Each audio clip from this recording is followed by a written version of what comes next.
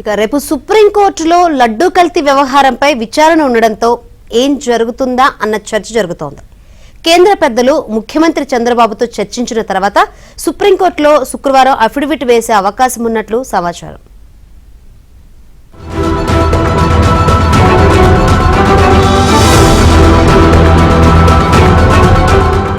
తిరుమల శ్రీవారి లడ్డూ తయారీకి ఉపయోగించే నెయ్యిలో కల్తీ జరిగిందని తేలడంతో దీనిపై విచారణకు ఏపీ ప్రభుత్వం సిట్ను నియమించింది. గుంటూరు రేంజ్ ఐజీ సర్వశ్రేష్ఠ త్రిపాఠి నేతృత్వంలోని బృందం దర్యాప్తును కూడా ప్రారంభించింది.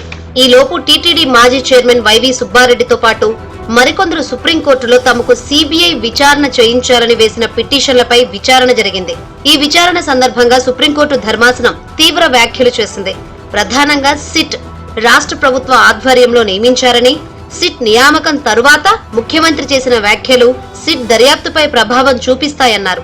దీంతో స్వతంత్ర సంస్థతో దర్యాప్తు చేయిస్తే ఎలా ఉంటుంది, లేదా ప్రస్తుతం ఉన్న సిట్ దర్యాప్తునే కొనసాగించాలా అనే అంశంపై అభిప్రాయాన్ని తెలపాలని కేంద్ర సొలిసిటర్ జనరల్ ను సుప్రీంకోర్టు ఆదేశించింది. ఈ నేపథ్యంలోనే విచారణ గురువారానికి వాయిదా పడగా తమకు సమయం కావాలని సొలిసిటర్ జనరల్ కోరడంతో శుక్రవారం ఉదయం 10:30 వాయిదా వేశారు. సోలిసిటర్ జనరల్ ఇచ్చే అభిప్రాయంపైనే ఇప్పుడు ఈ కేసు విచారణ ఆధారపడి ఉంటుందని అందరూ భావిస్తున్నారు.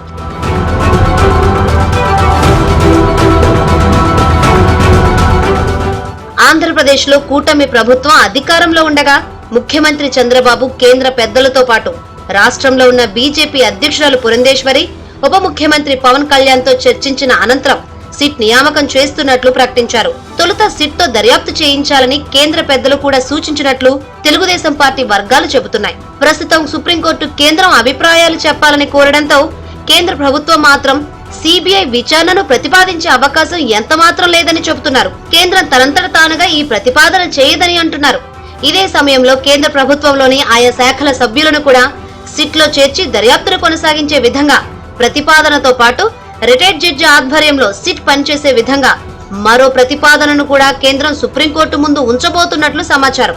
ఒకవేళ సుప్రీంకోర్టు అనుమతించని పక్షంలో రిటైర్డ్ జడ్జి నేతృత్వంలో ఒక బృందాన్ని నియమించే విధంగా మరో ప్రతిపాదనను కూడా చేయనున్నారని కూటమి వర్గాలు భావిస్తున్నాయి.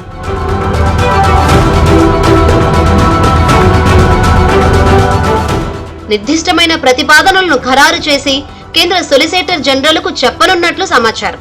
సీఎం చంద్రబాబుతో చర్చించిన అనంతరం అందరికీ ఆమోదయోగ్యంగా ఉండే విధంగా ఈ ప్రతిపాదన ఉండాలని భావిస్తున్నారు.